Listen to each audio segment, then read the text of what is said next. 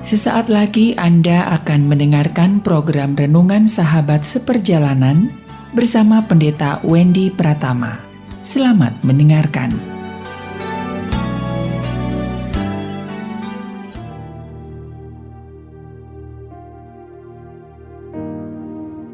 Selamat berjumpa kembali dalam layanan audio Sahabat Seperjalanan. Hari ini adalah hari Kamis 9 Maret 2023.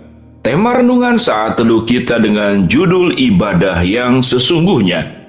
Ibadah yang sesungguhnya, firman Tuhan terambil dalam 1 Timotius pasal 3 ayat yang ke-16. Dan sesungguhnya agunglah rahasia ibadah kita. Dia yang telah menyatakan dirinya dalam rupa manusia, dibenarkan dalam roh, yang menampakkan dirinya kepada malaikat-malaikat, diberitakan di antara bangsa-bangsa yang tidak mengenal Allah, yang dipercayai dalam dunia, diangkat dalam kemuliaan. Mari kita berdoa. Bapa yang di dalam surga, kami ingin belajar bahwa ibadah tidak hanya berbicara tentang seremoni yang kami lakukan di hari Minggu, namun ibadah adalah sebuah kehidupan yang memuliakan Allah di sepanjang kehidupan kami. Dalam nama Tuhan Yesus kami berdoa, amin. Shalom sahabat seperjalanan yang dikasihi Tuhan. 1 Timotius pasal 3 ayat 16 dimulai dengan kalimat, dan sesungguhnya agunglah rahasia ibadah kita. Apa itu rahasia ibadah yang sesungguhnya? Rahasia ibadah yang sesungguhnya kita bisa melihat pada penjelasan di dalam ayat yang ke-16 1 Timotius pasal 3. Itu diberikan keteladanan dimulai oleh Kristus sendiri. Apa yang firman Tuhan katakan? Dia yang telah menyatakan dirinya dalam rupa manusia. Mari kita akan pelajari satu kalimat demi satu kalimat. Dia, Kristus, yang dikatakan dalam firman Tuhan yang telah menyatakan dirinya dalam rupa manusia. Ibadah adalah sebuah tindakan. Tindakan di mana Allah datang menjadi manusia. Kristus yang adalah Allah datang menjadi manusia, meninggalkan ketinggian, masuk dalam kerendahan. Kemudian apalagi yang disebut dengan rahasia ibadah kita, yang dibenarkan dalam roh, yang menampakkan dirinya kepada malaikat-malaikat, diberitakan di antara bangsa-bangsa yang tidak mengenal Allah. Rahasia ibadah adalah menampakkan diri, keberadaannya dirasakan, dan itu yang dilakukan oleh Yesus, dikatakan menampakkan diri kepada malaikat-malaikat, dan kemudian diberitakan di antara bangsa-bangsa yang tidak mengenal Allah. Jadi ibadah sesungguhnya tindakan yang kita lakukan ke atas, yaitu memuliakan Allah, mengagungkan Allah, memuji dan menyembah Dia. Namun ibadah pun adalah tindakan ke bawah. Bagaimana setelah kita menyembah dan memuliakan Allah, apa yang dilakukan oleh Yesus? Yesus yang adalah Allah datang menjadi manusia. Yesus datang kepada bangsa-bangsa yang tidak percaya dan tidak mengenal Allah.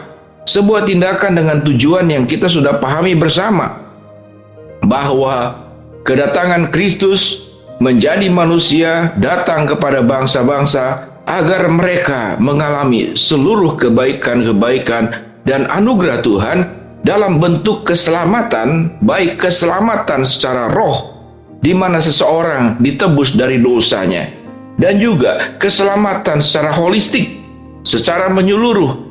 Bagaimana Allah ingin menyelamatkan tubuh kita dari sakit penyakit, dan bagaimana Kristus ingin menyelamatkan pikiran dan perasaan kita dari semua penyakit-penyakit negatif yang orang menyebutnya sebagai luka batin, kepahitan hidup. Maka itu yang kemudian dilakukannya. Jadi Kristus selain menyampaikan siapa dirinya sebagai Allah, menyampaikan tentang Allah Bapa, menyampaikan tentang Allah Roh Kudus, tapi kemudian keberadaan daripada Kristus itu memberikan dampak. Jadi sebuah keberadaan yang memberikan dampak. Yang tersesat kemudian dikembalikan kepada jalan yang sesungguhnya. Mereka yang telah mati di dalam dosa dikembalikan ke dalam kehidupan yang kekudusan.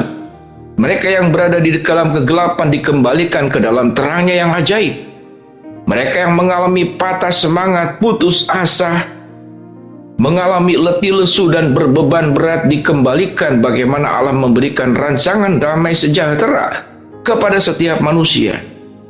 Kalau lebih spesifik lagi, bagaimana rumah tangga yang bermasalah yang terancam kepada perceraian diutuhkan kembali di dalam Kristus. Bagaimana setiap kita masing-masing yang mengalami semua kehidupan yang terikat oleh kepahitan, oleh luka-luka batin di masa lalu, dikembalikan menjadi pribadi yang punya roh keberanian dan bukan roh ketakutan, yang berani menjalani kehidupan di masa depan dengan sikap optimis, karena kita tidak sendiri. Kita berjalan bersama dengan Allah. Itulah tindakan-tindakan yang dilakukan oleh Kristus.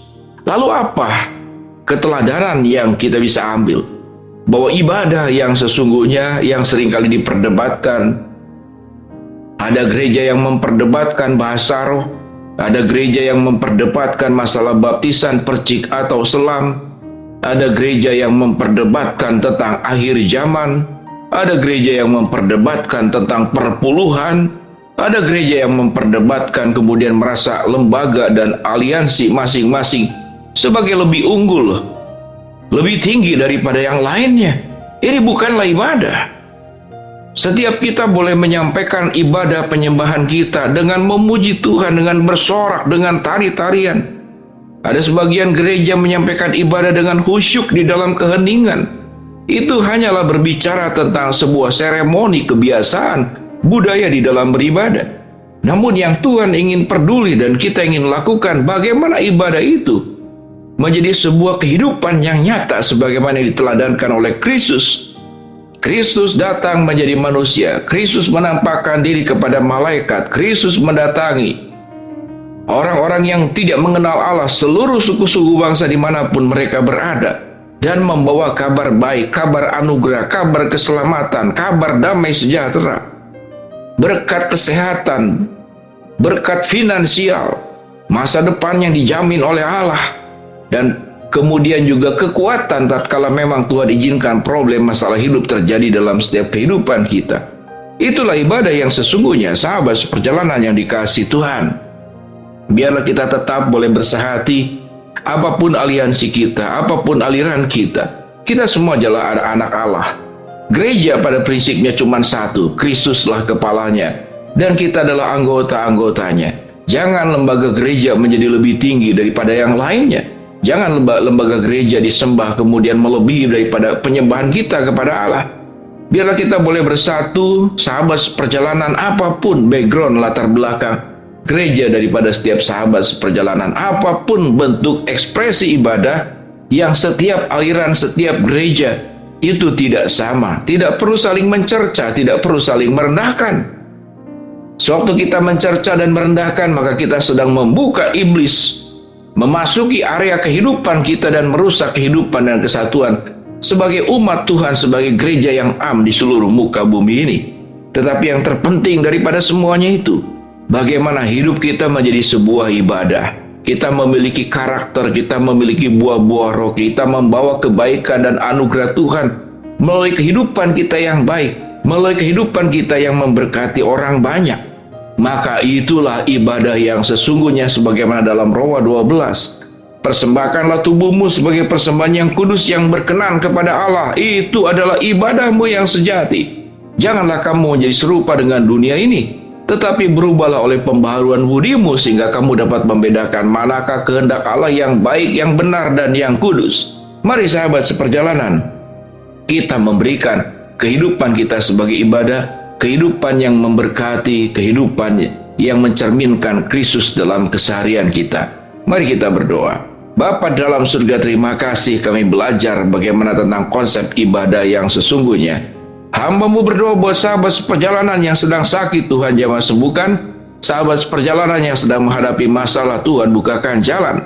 Sahabat seperjalanan yang sedang berdoa mengharapkan sesuatu, Tuhan kabulkan dengan cara dan waktunya Tuhan. Dalam nama Tuhan Yesus kami berdoa. Amin. Shalom sahabat seperjalanan, Tuhan memberkati kita semua.